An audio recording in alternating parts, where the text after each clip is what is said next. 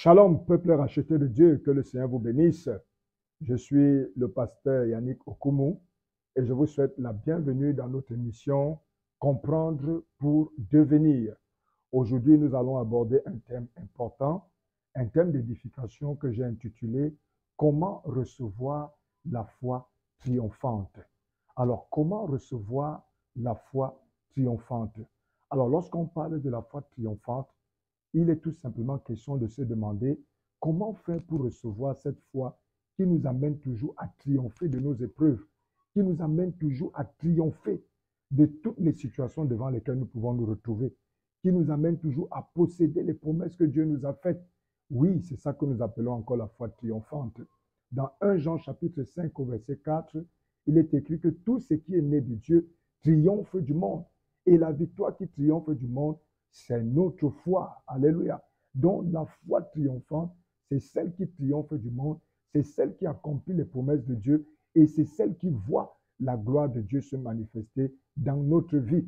Il est important de comprendre que si nous sommes des enfants de Dieu et que nous avons une mission à accomplir sur la terre, nous avons nécessairement besoin de cette foi triomphante. Sans elle, il n'est pas possible pour nous d'accomplir une quelconque œuvre de Dieu sur la terre. C'est déjà la raison pour laquelle la Bible dit, sans la foi, personne ne peut être agréable à Dieu. Si nous n'avons pas la foi, quel que soit ce que nous possédons, nous pouvons avoir des dons, nous pouvons avoir beaucoup de choses, nous pouvons avoir même un appel. Mais si nous ne possédons pas la foi, celle qui triomphe, alors il ne nous sera pas possible d'accomplir parfaitement la volonté de Dieu et la destinée de Dieu dans notre vie. Alléluia. C'est la raison pour laquelle nous voulons en parler en ce jour. Alors, comment faire pour recevoir une telle foi? Alors, il y a deux hypothèses possibles pour répondre à cette question. La première hypothèse, c'est que peut-être que pour recevoir cette foi, on peut la recevoir en la travaillant. Ça veut dire que quoi? Nous travaillons progressivement notre foi jusqu'à atteindre le standard de cette foi triomphante. Ça, c'est ce que beaucoup de personnes peuvent se dire. Ça veut dire qu'aujourd'hui, j'ai une certaine foi. Après avoir travaillé, peut-être au travers des situations que je traverse, je développe davantage ma foi jusqu'à ce que je vais atteindre la foi et le standard de la foi que Dieu attend de moi. Ça, c'est par exemple ce que certaines personnes peuvent se dire. Mais à cet effet, je voudrais nous dire quelque chose. Moi, j'ai fait une remarque très importante. C'est qu'il y a des personnes qui, malgré des années qu'ils ont passées dans le Seigneur, malgré le temps qu'ils ont passé dans le Seigneur, ils sont toujours en train d'échouer dans leurs épreuves.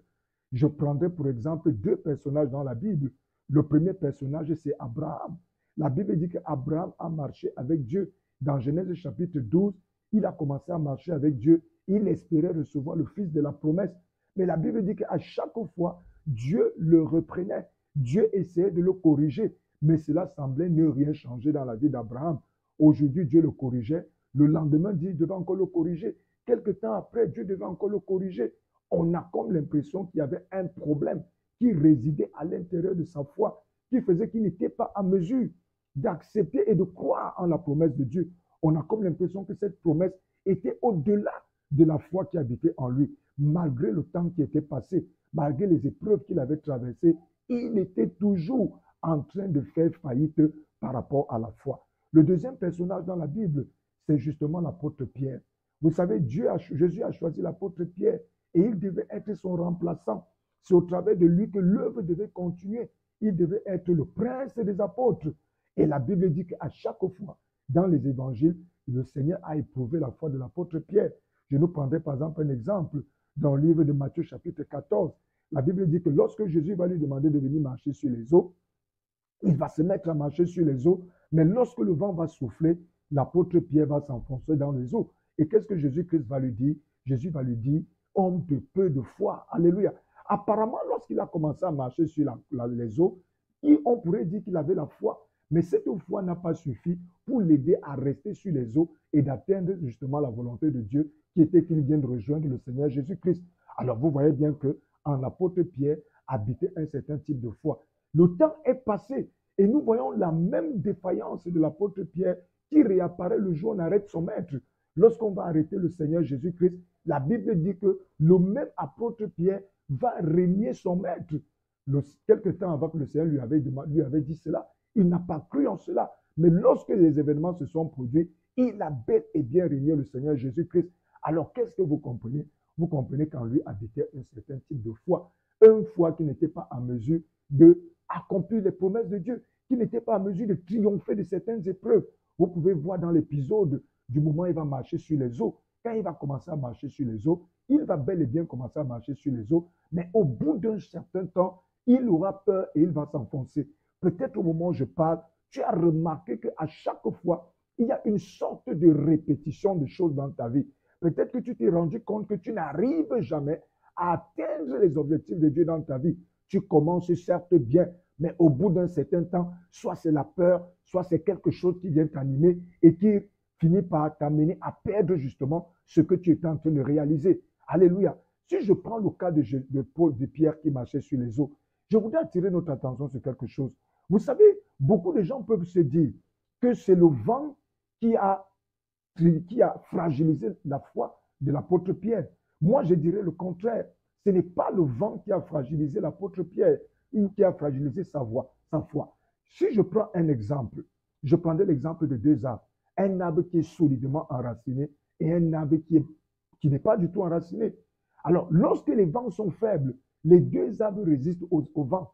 Mais lorsque les vents deviennent forts, un arbre peut être déraciné, tandis que l'autre ne sera pas déraciné.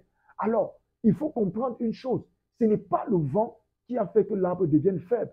L'arbre était déjà faible depuis le commencement. Le vent n'est venu que révéler ce que était cet arbre. Et bien aimé, je voudrais vous faire comprendre que, en réalité, ce n'est pas le vent qui soufflait en direction contraire de Pierre qui a fait en sorte que sa foi soit affaiblie, mais Pierre avait déjà une foi faible en lui. Alléluia. La même chose avec Abraham. Abraham avait déjà une foi faible en lui. Et cette foi faible-là faisait qu'il ne pouvait pas recevoir l'accomplissement des promesses. Alléluia. Alors, bien aimé, comment pouvons-nous développer notre foi? Comment pouvons-nous penser qu'on peut développer la foi? Bien aimé, avec l'apôtre Pierre, nous voyons que bien qu'il ait fait des erreurs, il a continué à faire des erreurs. Vous comprenez qu'en réalité, les choses qui passent, le temps qui passe, ne peut pas vraiment nous amener à développer notre foi. Alors, je voudrais vous dire une chose importante aujourd'hui. En ce qui concerne la foi, nous sommes tous impuissants. La foi n'est pas un muscle qu'on peut développer. La foi n'est pas un domaine de la vie de l'homme que nous pouvons maîtriser et dire que nous pouvons développer. C'est la raison pour laquelle il me soit permis de te dire aujourd'hui, personne ne peut développer sa foi. Si quelqu'un dit qu'il peut développer sa foi, en réalité, c'est une prétention. Parce que le domaine de la foi, c'est un domaine où personne d'entre nous ne maîtrise. Et si personne ne peut maîtriser, comment pouvons-nous donc penser que nous pouvons la développer? Tu maîtrises ton corps, tu peux donc développer tes muscles. Tu maîtrises ton intelligence, tu peux donc la développer. Mais en ce qui concerne la foi, personne ne maîtrise la foi. C'est la raison pour laquelle ce n'est pas quelque chose qu'on peut développer. Qu'il me soit permis de te dire une chose, sur la base de la parole de Dieu, c'est que la foi ne se développe pas, mais la foi s'acquiert. Alléluia. Regardons dans la parole de Dieu. Après que Abraham ait fait plusieurs erreurs, la Bible dit dans le livre de Genèse que Dieu va lui apparaître et quand il va lui apparaître, il va changer complètement son nom. Et nous voyons qu'après avoir changé le nom d'Abraham, c'est alors qu'Abraham va recevoir l'effet de la promesse, à savoir qu'il va recevoir Isaac. Et nous allons continuer à voir une chose importante, c'est qu'après que le nom d'Abraham est changé, apparemment c'est la foi d'Abraham qui a changé. Pourquoi? Parce que nous allons voir que plus tard, même lorsque Dieu va lui demander d'aller offrir son fils, il ne va plus refuser. Il sera maintenant quelqu'un qui est d'une grande foi. Mais d'où lui vient cette foi? La Bible dit que c'est Dieu qui a changé son nom. Cela voudrait dire que c'est Dieu qui lui a communiqué cette foi. Ce n'est donc pas quelque chose qu'il a développé, mais c'est quelque chose qu'il a reçu de la part du Seigneur. Qu'il me soit permis de te dire aujourd'hui que la foi ne se développe pas, mais la foi se reçoit. Si tu ressens dans ton esprit que tu as une foi qui est faible, si tu ressens dans ton esprit que tu as le genre de foi qui est toujours en train d'échouer, tu ne commences jamais, tu achèves. Tu es toujours en train de faire échec dans tes épreuves, dans les difficultés ou dans les choses que Dieu te commande de faire. Je voudrais que tu comprennes une chose, c'est que ça pourrait aller comme ça, parce qu'en réalité, tu n'apprends rien.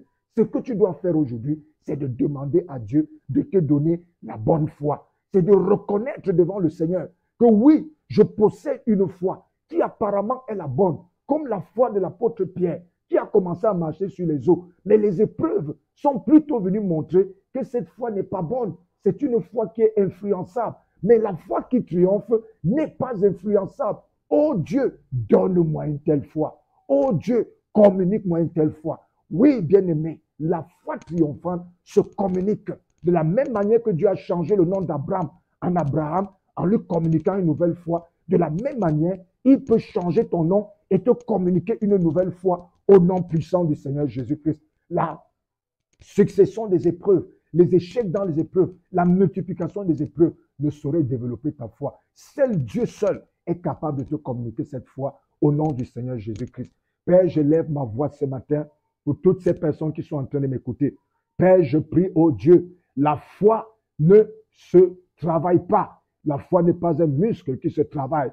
Mais ce matin, tu nous enseignes que la foi s'acquiert. Je viens prier pour quelqu'un qui m'a écouté ce jour et qui ressent qu'il a besoin d'une véritable foi. Père, accorde-lui cette foi selon la mesure de son cœur, au nom puissant du Seigneur Jésus. Cette foi que tu as donnée à Abraham en changeant son nom d'Abraham en Abraham.